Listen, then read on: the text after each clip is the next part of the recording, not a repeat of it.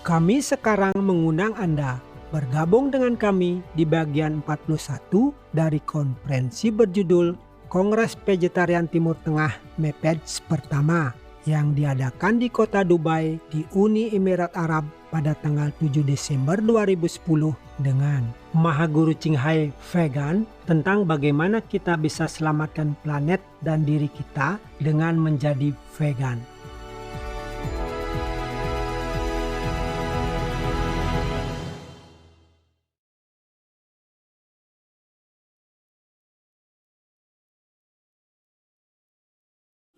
Người như là dấu chia bay vút trăm miền, ta như là sương khuya tan vào đêm quên. Supreme Master Chenghai, there are certain questions as I shared with you earlier. So Welcome. The first question will be asked by Harvey Ellis. Harvey Yes. Ellis is a senior executive in the IT field, the speaker coordinator for our MEVEG Congress, and a supporter of vegetarian and organic living. So Harvey, you Yes. can ask your question now. Thank you, Supreme Master. Thank you I'd and like welcome. to know, in terms of the future of the Middle East, in terms of the environmental impacts in the region, at least the future of the Middle East, how does it compare to the rest of the world in terms of the environmental impact that you see? As I said to you, the United Arab Emirates is one of the most vulnerable regions to climate change. I just hope it will improve through our more compassionate, Allah-pleasing lifestyle. Okay. I thank you for your concern, and it's very nice to see you, first of all. I cannot really compare so detailedly, but I can only tell you that there will be dangerous impacts if people don't change, if we don't change as a whole humanity. Not only the United Arab Emirates, but the whole world has to change to the more sustainable diet, not to talk about compassionate diet. As the scientists have told us, and as you mentioned, we are already seeing the impacts worldwide. Even as we speak, the whole Middle East region is suffering from unusual extreme hot weather and drought, even a worst ever forest fire in Israel. For example, heat waves, dust storms, and flash floods have been occurring with increased intensity and damage. I am sure you are already aware that the Middle East contains 13 of the 19 driest countries on the globe. Now, you see, the water available per person in the past 50 years has become 52% less. Meaning in the past 50 years ago, for example, if they have 100 liters per day, now they have only 48 liters per person. 48, yeah, that is 52% less. Now, it's getting worse and worse. In just 5 years ahead, one Arab person will have to survive on less than 1/10 the amount of water available to an average person in the world in comparison. Mr. Ellis, see? Leaders across the region are worried about how they will provide adequate water. I think you all know this. You know, the water is less and less now. Christians, Muslims, and Jews in the Holy Land are praying for rain. And the Jordanian government is even pleading to the people to hold prayers for rain after 5 years of unusually dry conditions. The desert is spreading relentlessly in northern Africa. Massive sandstorms in Iraq have become much more frequent, more severe. Ancient irrigation systems in Syria have collapsed. There are Egyptian farmers so desperate for water, they dangerously use untreated sewage liquid to try to irrigate their crops. And in the Persian Gulf, groundwater sources don't have time to replenish and are being infiltrated by salty water from the rising sea. Rising seas, not just one. No. The Arab world's legendary Jordan River, the Dead Sea, and the Nile River are shrinking so fast, shrinking.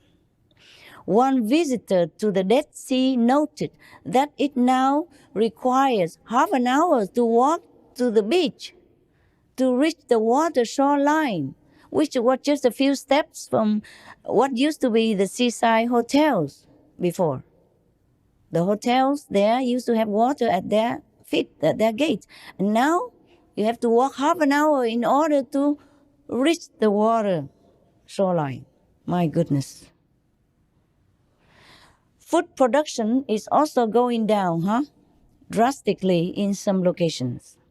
The fertile crescents that fed all the farmed civilizations in Iraq till now is a permanent cracked desert already.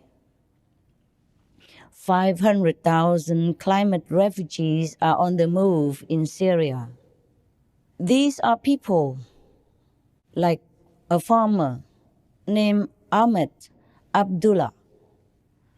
Real example, real people. He used to provide for his wife and 12 children from his farm of 400-acre field of golden wheat. And now he lives with them in a tent. Imagine. As he has no job, no money, and no support from anyone at all.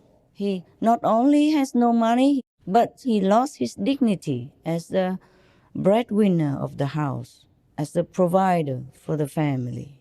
Imagine how he feels. Imagine how we feel if we were Ahmed Abdullah, the poor farmer who lost everything because of climate change. Overnight, who knows? We could be the Ahmed's family neighbor if the whole world's population does not change in time to save us. So, first we must stop the urgent climate change by adopting the vegan lifestyle and fast, before the despair and tragedy get even more out of control. Second, we can also do a lot to help to ease the food and water shortages in the Arab world. For example, we can choose the best farming or irrigation methods that are water-saving. This could maximize efficient use of the precious resource. Since 85% of all the fresh water in the Arab region is currently used for agriculture, mainly for livestock raising. It could even free up all this water for more sustainable uses instead if we stop the livestock raising.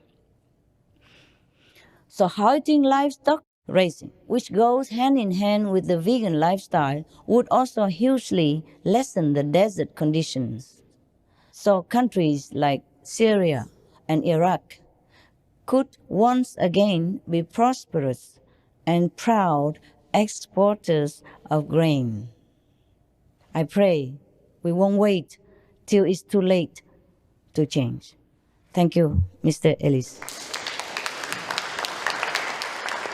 Thank you, Supreme Master, for your answer as well. We have one more question from Tony. Let me introduce Tony to you. Welcome. Tony Satinder Pal Singh is a senior executive at a top oil and gas firm.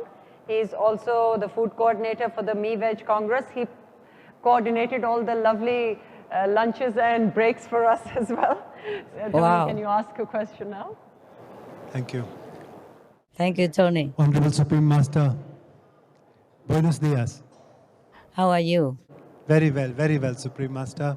Thank you very much for a most insightful talk. It's indeed a lot of lessons, a lot of facts that we take back with us. Would like you to share your insights, your views on how a move to a vegetarian diet could actually help sow the seeds for long-term peace in the Middle Eastern region. Thank you. Yes, we all want that. We all want that. Yes. Thank you, Mr. Singh. Or you prefer me to call you Tony? Either way is fine, Honorable Master. All right. For respect, I call you Mr. Singh. But for love, I call you Tony. Tony is good. Tony is good. No, out of love, please call me Tony. Oh, for love, I call you Tony. Yes.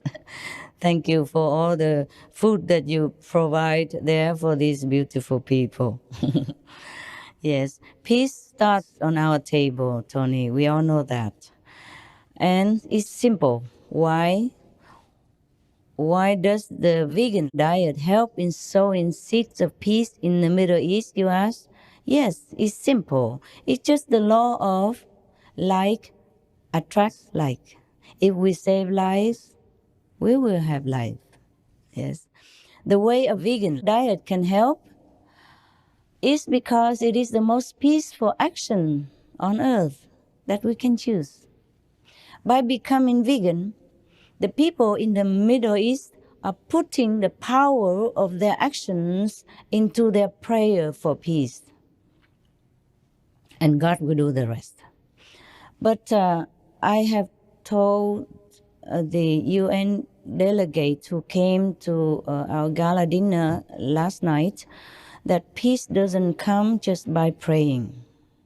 Everything has a price.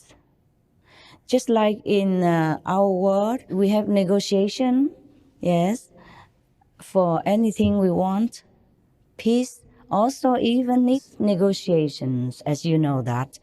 Physically speaking, for example, the peace in Israel, in order to restart the peace process, Israel has been promised many airplanes, yes. I guess it's protective airplanes, as well as billions of dollars, according to the press. I wasn't there. I cannot tell you. That is from my knowledge. Okay. Now, similarly, we have to negotiate it spiritually. We have to earn peace because we have damaged peace. We have damaged the atmosphere of peace by creating, participating, or inciting wars over these decades. The price of peace, Tony, is very high. I myself gave everything that I have, spiritual points, but I'm still a couple of zillions short. After all these conferences, I have to shut myself in again in a tent and continue to earn more merit in order to give more. And you, all of you out there, please help me by being vegan, by being virtuous, by being benevolent, so that the atmosphere will be more suitable for peace. Apart from the spiritual merit that we have to earn in order to give. Just like money, we have to earn in order to give or to spend.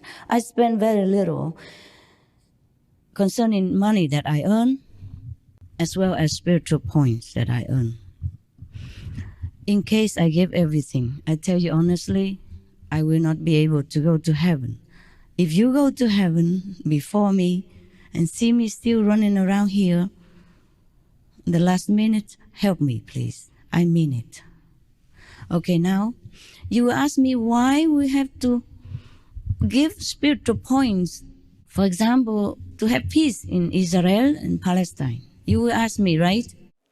Yes. Yes, okay. I will tell you why, sir. Just like a poor person, he needs money.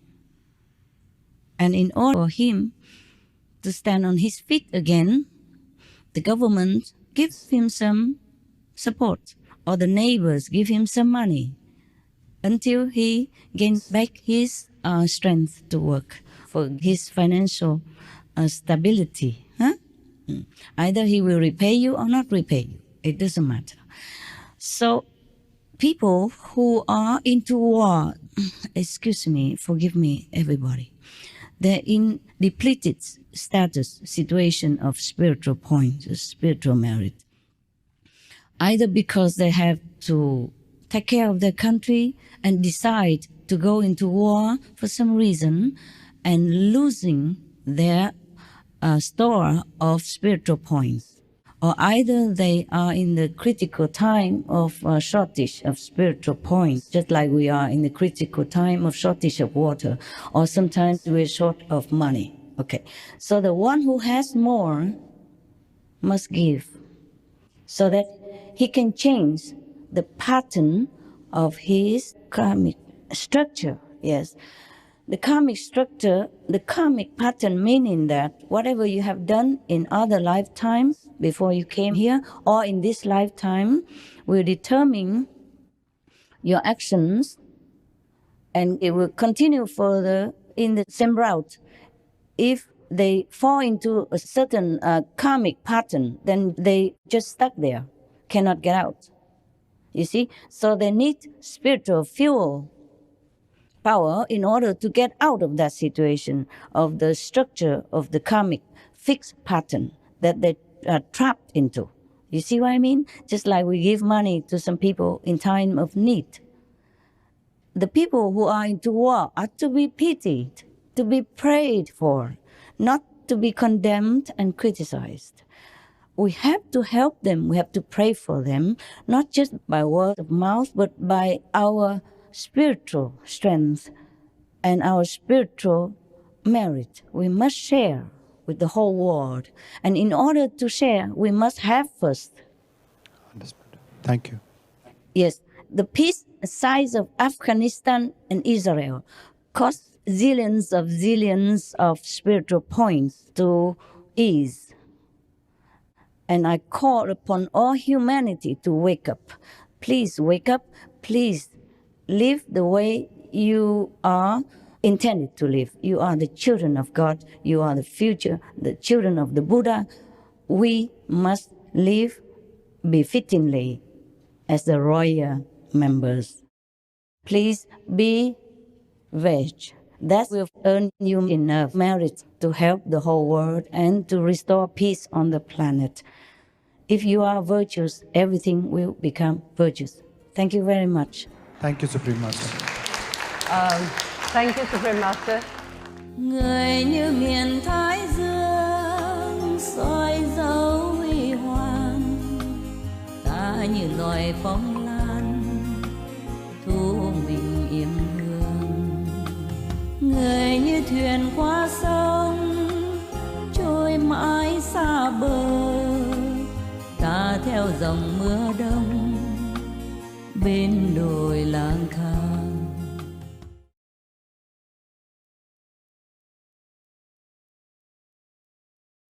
All information concerning the scientific evidence of climate change and its solution is in Supreme Master Ching Hai's book, From Crisis to Peace, free for download at crisistopeace.org.